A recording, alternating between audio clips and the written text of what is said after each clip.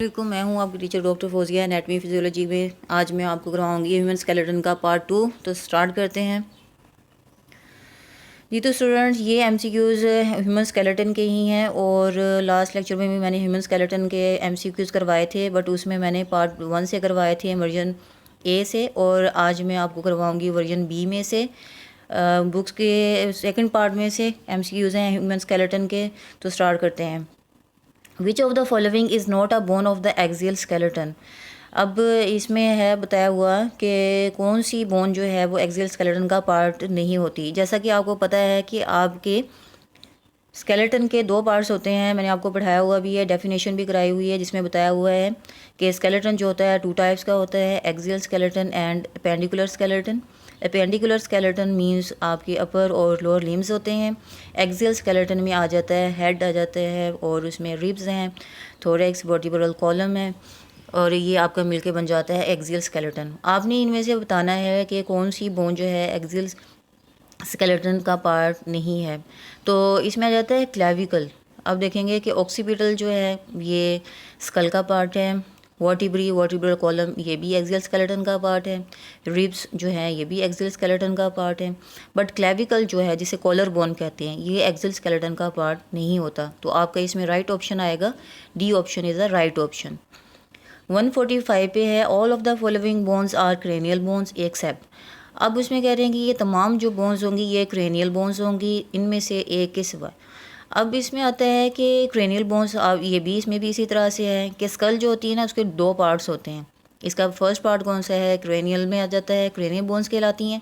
Second part इसका आ जाता है फेशियल बोन। टोटल जो होती हैं 22 बोन्स होती हैं स्कल की, जिसमें 8 जो होती हैं क्रेनियल बोन्स होती हैं और 14 जो होती हैं वो फेशियल बोन्स होती हैं। अब इसमें उन्होंने पूछा है कि इनमें से बताएं कौन सी बोन जो है क्रेनियल बोन नहीं है। ऑक्सीपिटल क्रेनियल बोन है, स्फीनाइड क्रेनियल बोन है, टेम्पोरल भी क्रेनियल बोन है। क्रेनियल बोन्स का मतलब ये है स्कल का जो ऊपर वाला हिस्सा है, रूफ वाला पार्ट जो है ये क्रेनियल बोन्स कहलाता है। जबकि मैग्जिला क्या है, मैग्जिला आपका अपर जा होता है और मैग्जिला वाला जो पोर्शन है ये फेशियल बोन में आता है। इस वजह से आपका राइट जो ऑप्शन होगा वो बी ऑप्शन होगा। 146 में आता है which of the following facial bones is unpaired. अब फेशियल बोन्स जो होती हैं कुछ पेयर्ड होती हैं कुछ अनपेयर्ड होती हैं, बट इसमें से आपको यहाँ पे बताया गया है कि सारी ही जो बोन्स होंगी वो पेयर्ड होंगी। इनमें से एक ऐसी बोन है जो कि अनपेयर्ड है, मतलब उसका कोई पेयर नहीं है। Maxilla is a paired bone. Upper jaw होती है zygomatic is the paired bone, paired bone होती है इसमें। और लैक्रिमल जो है ये आंसू वाली जो बोन होती है ये भी पेयर्ड होती है। और उसके बाद वूमर जो होती है ये अनपेयर्ड बोन होती है, ये भी फेशियल बोन का पार्ट है बट ये अनपेयर्ड बोन होती है। Interior bone of thorax. अब इंटीरियर बोन ऑफ थोरैक्स का मतलब ये है कि थोरैक्स जो है ये वर्टिब्रल कॉलम का पार्ट है। ये 12 वर्टिब्री होती हैं, ये फ्रंट से जाके कनेक्टेड हो जाती हैं इनडायरेक्टली स्टर्नम के साथ, और इनको कनेक्शन के लिए कौन सा इनका सोर्स होता है, रिब्स जो होती हैं ये थोरैक्स से भी कनेक्टेड होती हैं और स्टर्नम से भी कनेक्टेड होती हैं। तो इस वजह से यहाँ पूछा हुआ है कि थोरैक्स का जब रिब्स जो हैं वो कनेक्टेड होके सामने से जाके किस बोन से अटैच होती हैं, इंटीरियर कौन सा होता है थोरैक्स के सामने, तो स्टर्नम जो है सीने की हड्डी जो होती है ये इंटीरियर होती है थोरैक्स के। Longest and strongest bone of human body.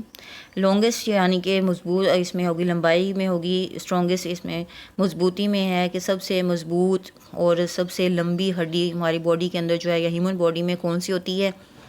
तो इसमें डिफरेंट दी हुई हैं, फीमर है, थाई बोन है, वर्टिब्रल कॉलम है, रेडियस जो है ये फोर आर्म में होती है, नेज़ल नेक नाक की हड्डी है। तो हमारी जो थाई बोन होती है जिसे हम फीमर भी कहते हैं, ये हमारी बॉडी की लॉन्गेस्ट एंड स्ट्रॉन्गेस्ट बोन होती है। इंपॉर्टेंट एमसीक्यू है ये। Most posterior bone of skull. अब कौन सी बोन जो है स्कल में पीछे होती है, मतलब स्कल की बोन जो है वो क्रेनियल हैं, फेशियल हैं। फेशियल तो सारी जो है वो फ्रंट साइड पे हैं, और स्कल की एक बोन जो होती है जो कि जैसे गुद्दी की हड्डी भी कहा जाता है, ये कहाँ पे होती है, ये बैक साइड पे होती है। तो वर्टिब्रा तो वैसे भी वर्टिब्रल कॉलम को कहते हैं। रेडियस फोर आर्म में होती है, नेज़ल नाक की हड्डी है। ऑक्सीपिटल जो होती है ये स्कल की मोस्ट पोस्टीरियर बोन होती है। डी ऑप्शन आपका इसमें राइट ऑप्शन होगा 149 में। Bridge of nose. नाक का जो ब्रिज है या नाक की जो छत होती है वो कौन बनाता है? अल्ना जो है ये हमारी फोर आर्म की हड्डी है। कोसिक्स जो है ये हमारे वर्टिब्रल कॉलम का लास्ट पार्ट है। मेटाकार्पल्स जो होती हैं ये हमारा पाँव वाला पोर्शन है। बाकी ब्रिज ऑफ नोज़ में आ जाता है नेज़ल बोन। नेज़ल बोन जो होती हैं ये नाक का ब्रिज बनाती हैं।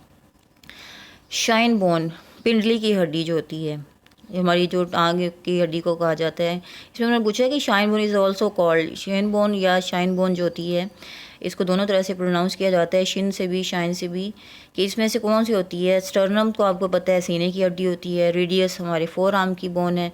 टीबिया जो है ये हमारी लेग बोन है। और उसके बाद हमारे पास इसमें आ जाती है फ्रंटल जो है ये हमारी उसमें फोरहेड की बोन आती है। तो अब इसमें जो है शिन बोन जो है हमारे पास कौन सी होगी? अब लेग बोन जो है यहाँ पे टीबिया है। तो हमारे पास शिन बोन मतलब पिंडली की जो हड्डी है वो कौन सी होती है? टीबिया होती है। शोल्डर ब्लेड, कंधे की हड्डी। शोल्डर ब्लेड को और क्या कहा जाता है? Scapula is also called shoulder blade. 152 में हमारा राइट ऑप्शन ए ऑप्शन है। बाकी तीन जो ऑप्शन है, फीमर है ये टांग की हड्डी होती है, टीबिया भी टांग की हड्डी है, और मेटाकार्पल्स जो हैं ये हमारी पाम होती हैं। तो हमारा जो राइट ऑप्शन होगा 152 में वो स्कैपुला होगा, ए ऑप्शन होगा। उसके बाद आते हैं 153 में टिनी बोन्स या tiny bones of orbital cavity bearing tear ducts. अब हमारी ऑर्बिटल कैविटी कौन सी है? हमारी स्कल के अंदर वो कैविटी जिसके अंदर आई इनक्लोज होती है और उससे रिलेटेड सॉफ्ट टिश्यूज़ होते हैं, तो उसको हम क्या कहते हैं? उसे हम ऑर्बिटल कैविटी का नाम देते हैं। इसमें उन्होंने पूछा हुआ है कि ऑर्बिटल कैविटी के अंदर ऐसी कौन सी छोटी हड्डी है जहाँ से जो उसमें टीयर डक्ट्स को बेयर करती है, मतलब उसके पास जो है उस हड्डी से के करीब भी हमारी टीयर डक्ट होती है, मतलब आंसुओं वाली जो डक्ट होती है पाई जाती है। तो वो उनका नाम क्या है? यहाँ पे हमारे पास डिफरेंट ऑप्शंस दिए हुए हैं। रिब्स आपको पता है पसलियों को कहते हैं। पैटिला जो है नी कैप को कहा जाता है। वर्टिब्रल कॉलम को कहा जाता है। अब यहाँ पे जो डी ऑप्शन है ये हमारे पास राइट ऑप्शन है, क्योंकि लैक्रिमल जो है इसे हम क्या कहते हैं? जैसे हम टीयर बोन का नाम देते हैं। तो हमारे पास आ जाती है ये टाइनी बोन्स होती हैं ऑर्बिटल कैविटी के अंदर, जहाँ से लैक्रिमेशन मतलब आंसुओं का प्रोसेस स्टार्ट होता है, और यहाँ पर ही टीयर डक्ट पाई जाती है। तो डी ऑप्शन हमारा राइट ऑप्शन है। Major components of bony thorax along with sternum. अब इसमें पूछा हुआ है कि थोरेक्स तो वर्टिब्रल कॉलम का पार्ट है जिसमें 12 वर्टिब्रीज आती हैं, और उन्होंने कहा है कि स्टर्नम के साथ भी इसका कनेक्शन होता है। बट इन दोनों के दरमियान में कौन सा सोर्स होता है जो इन दोनों को कनेक्टेड करता है? तो रिब्स जो होती हैं फ्रंट साइड से स्टर्नम से अटैच होती हैं, बैक साइड से वर्टिब्रल कॉलम के सेकंड पार्ट जिसे थोरेक्स कहते हैं उससे अटैच होती हैं। इस वजह से कहा गया है कि major components of bony thorax along with sternum, के थोरेक्स का स्टर्नम के साथ जो कनेक्शन है वो किसके थ्रू है? रिब्स के थ्रू होता है।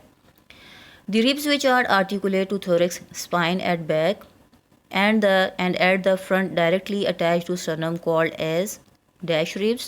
These are dash pairs.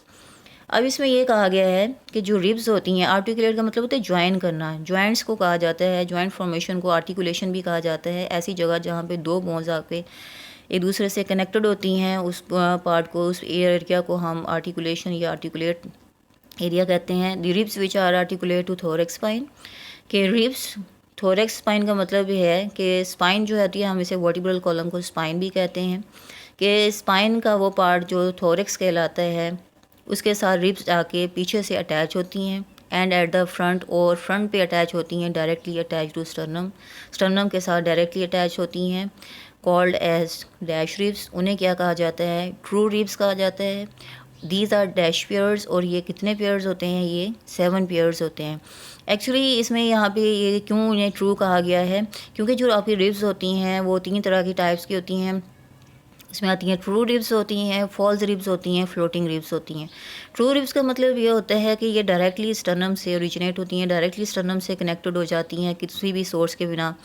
जबकि जो सेकंड टाइप होती है जिसे हम फॉल्स रिब्स कहते हैं, ये ट्रू रिब्स से ओरिजिनेट होती हैं, ये डायरेक्टली स्टर्नम से अटैच नहीं होती हैं बल्कि ट्रू रिब्स से निकलती हैं, और साथ में ट्रू रिब्स से जो है इनकी ओरिजिनेशन होती है। और उसके बाद जो फ्लोटिंग रिब्स होती हैं वो ना ही ट्रू रिब्स से कनेक्टेड होती हैं, वो वर्टिब्रल कॉलम की साइड से, मतलब बैक साइड से फ्रंट की तरफ आती हैं, पेट की तरफ आती हैं। इस वजह से उन्हें कहा जाता है फ्लोटिंग रिब्स कहा जाता है। तो जो रिब्स स्टर्नम से डायरेक्टली अटैच होती हैं उन्हें कहा जाता है ट्रू रिब्स। और ये कितनी होती हैं, ये 7 पेयर्स होते हैं, क्योंकि हमारी टोटल जो रिब्स होती हैं वो 12 पेयर्स पे बेस करती हैं। उसके बाद हमारे पास आ जाता है, अब इसमें 155 में जो हमारा राइट ऑप्शन है बी ऑप्शन है। 156 में आता है the ribs are indirectly attach to sternum और called dash ribs, these are dash pairs. ऐसी रिब्स इनडायरेक्टली स्टर्नम से अटैच हों। अब जैसे मैंने पहले बताया था कि ट्रू रिब्स तो डायरेक्टली अटैच हो जाएंगी, बट जो फॉल्स रिब्स होंगी वो स्टर्नम से डायरेक्टली अटैच नहीं होंगी, बल्कि सेवन्थ जो वर्टी रिब्स होगी, सेवन्थ पेयर जो रिब्स का होगा वहाँ से निकलेंगी और बैक साइड पे जाके थोरेक्स से अटैच हो जाएंगी।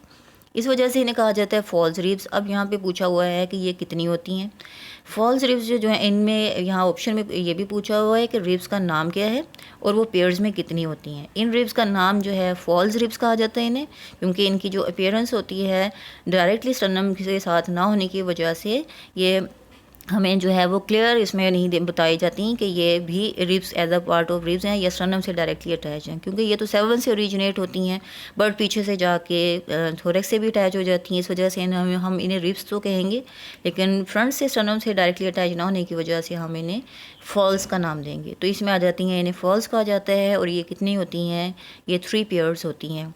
तो ये तो थे आज के हमारे MCQs। इंशाल्लाह इसका जो नेक्स्ट पार्ट है वो मैं आपको करवाऊँगी नेक्स्ट लेक्चर में। और जाते जाते मैं आपको यहाँ पे इसका पेज बता दूँ, तो ये जो पेज है ये आपका जो पहला पेज था उसका नंबर था 150 और सेकंड पेज का नंबर है 155। और आप जिन बच्चों के पास न्यू एडिशन है उनके पास पेज में थोड़ा सा होगा कि नंबर डिफरेंट होगा, बट 1 या 2 नंबर से ही डिफरेंस आएगा। और जिनके पास ओल्ड वर्जन है या ओल्ड एडिशन है उनके पास यही पेज नंबर होगा। तो थैंक यू, नेक्स्ट लेक्चर में फिर हाजिर होंगे, तब तक के लिए अल्लाह हाफिज़।